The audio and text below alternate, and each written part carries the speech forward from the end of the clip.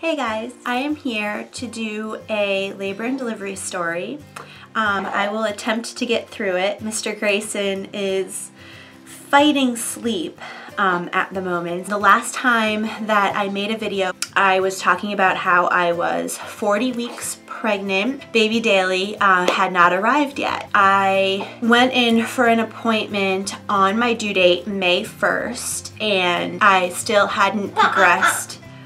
Oh, what was that cry? So I still hadn't progressed yet, and I was still 1 centimeter dilated, and the doctors had said that they didn't expect for me to go into labor anytime soon. I had another appointment on that Monday.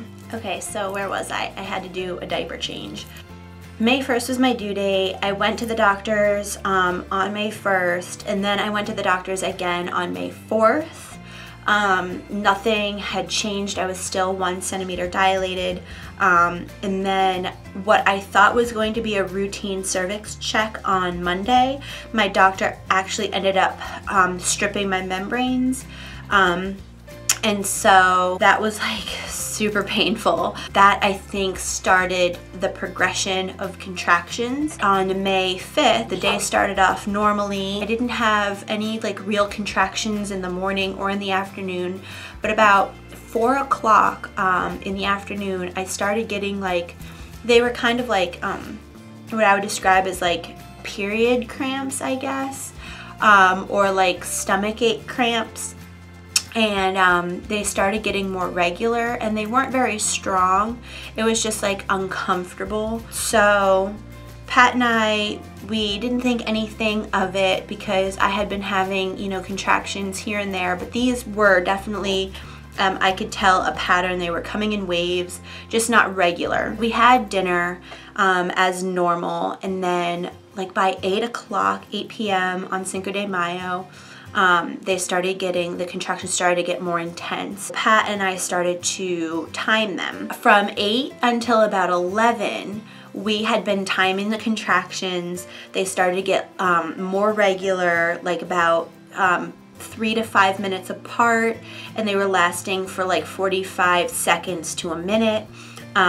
But we still, like, we weren't sure. So we're like, do we go to the hospital? Do we not go to the hospital? Like, what do we do? Finally, by about 11:30, Pat decided he was gonna pack the car and that I was gonna get dressed because I was like ready for bed. We were trying to sleep, but we couldn't sleep. We were just timing the contractions, and they were starting to get really painful, and I had to like start breathing through them to get through them. And I was like holding Pat's hands, like I left finger marks, like nail marks on his hand. Finally, we ended up driving to the hospital on probably the worst possible night ever, like Cinco de Mayo in a college town. There were drunk people everywhere, like there was a lot of traffic. I was super nervous. I was like, just like, let us get to the hospital in one piece, please. Make it to the hospital, we get it admitted to triage. They hook me up to the monitors to measure my contractions and the baby's heartbeat. Everything looked good. I was having regular contractions. And so after about 45 minutes in triage, the nurse came back in and said, like, we're admitting you.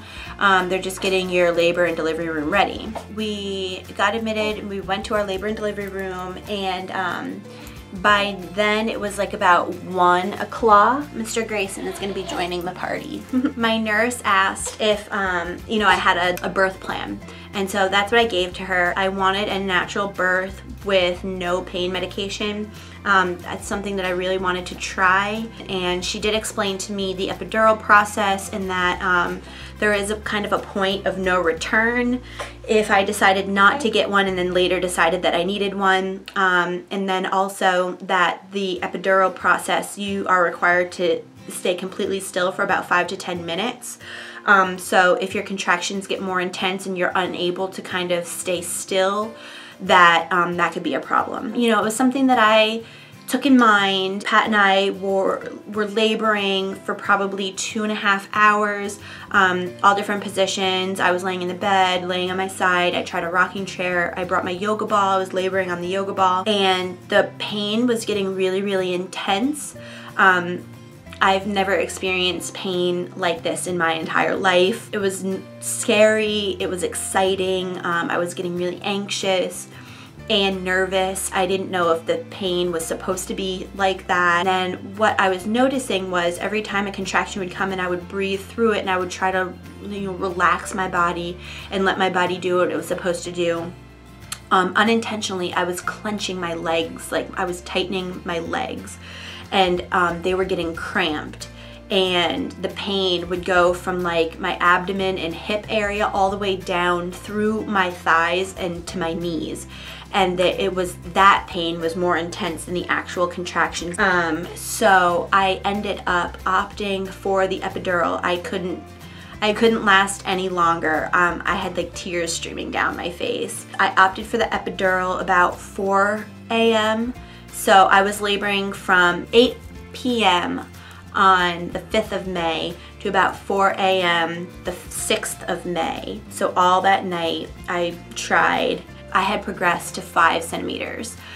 And so after the epidural, like everything was just wonderful. I was scared of the needle, but once you're in that much pain, like I don't think really anything could hurt you more. I don't know.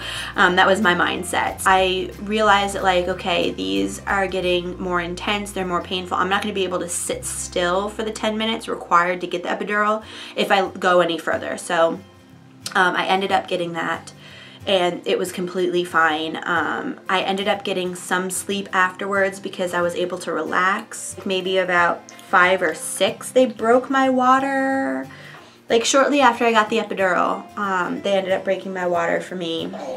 And then like my contractions were regular before they put me on the epidural. Once I got the epidural, like the contractions started to slow. And so they put me on Pitocin to get those contractions going again and getting more regular. Pretty much I was laboring until about noon time is when they wanted me to start pushing. I think about noon, maybe 1 o'clock, because I didn't push for very long. And so I pushed for like total about 1 hour, 45 minutes. And everything was really great. Everything went really well after that. And Greyson was finally born at 2:24 p.m. on the 6th of May. Yeah, so when he finally decided to enter the world, the doctor, you know, my eyes were clenched as I was pushing, but the doctor said, look, Harry, look now. And I looked down and they didn't say what baby Daly was until I looked. The doctor, as you know, placed him on me, and Daddy cut the umbilical cord. Everything was just really great. Like, although I was extremely tired, everything kind of went according to how I envisioned it. I had in my mind on my delivery day, which was May 1st, that I was going in for an induction, because what happened was they had scheduled me for an induction on May 10th, which was Mother's Day. So I had in my mind that I was going to have to get induced anyway, that I was going to have to go on Pitocin anyway. And so having him go on his own terms on the 5th of May was something that was kind of exciting.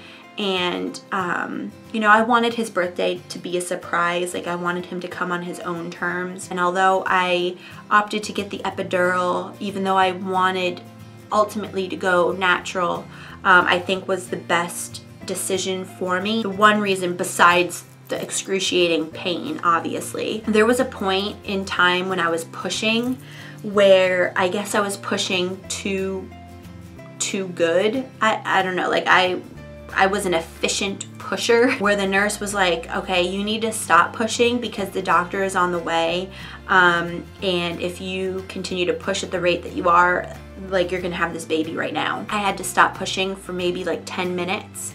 And in that time, like, his head was crowning, and it was there, and I got to feel the top of his head, and he had hair. Well, at that point I didn't know it was a he, so baby Daly, I got to feel the hair, and they put a mirror there so I could see.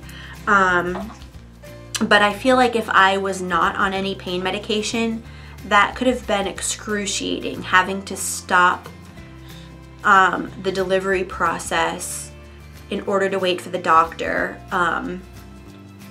I feel like that would have just been entirely too painful, and I think that I would have continued pushing and the nurse would have had to deliver him, which would have been fine. And everything else, it was great. And then afterwards we were in the hospital for 2 days. So that is basically my labor and delivery story. Kind of easy peasy. I don't want to say easy, but it wasn't like anything crazy that had happened, other than the fact that we spontaneously went into labor and I didn't have to wait until Mother's Day to get induced. I was a mom already by Mother's Day, which was so wonderful, so wonderful.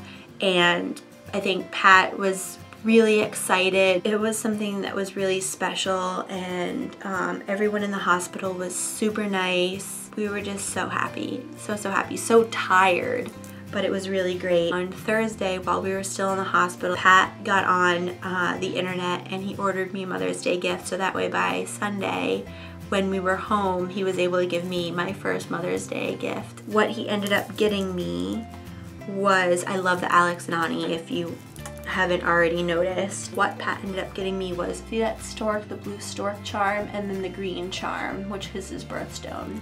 So those were the two charms that Pat got me for Mother's Day. It was something really special. My mom, my grandma, and my sister came in to stay with us for a week, and they came in on the 12th.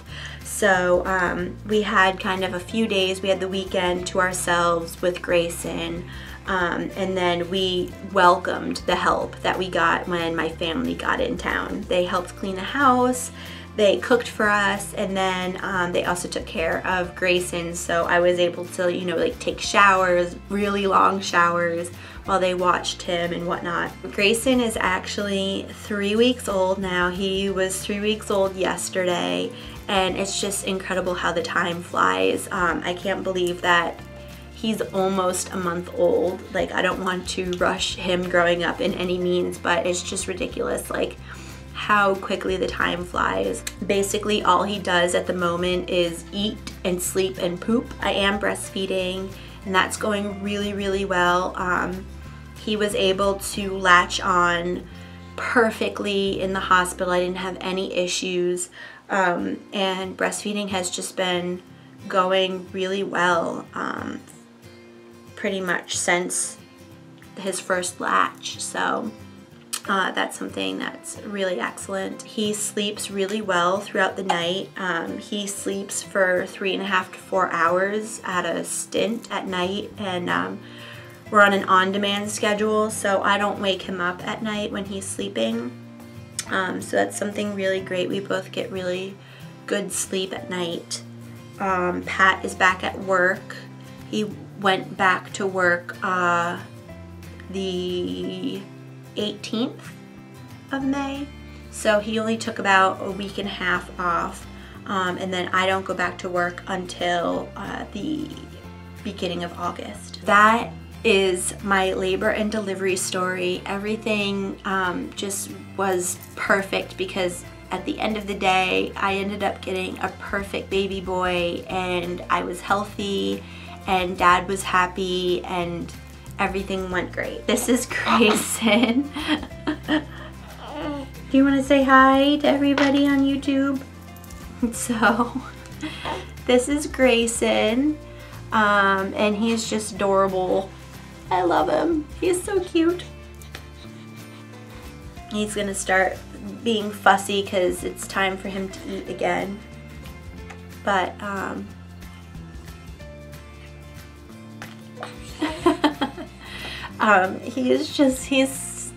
I love him. There are no words. Becoming a parent is the best thing that has ever happened to me. It's a lot of work, but it's so worth it. Like, I love this little man. This was love at first sight. I am going to end the video here because I have rambled on enough. I will definitely talk to you guys later, because I am going to be doing vlogs of Greyson and of our day, and the next video that I want to try and push out is an updated what I actually used in my hospital bag. So I'm going to try and post that. But yeah, and I will talk to you guys later.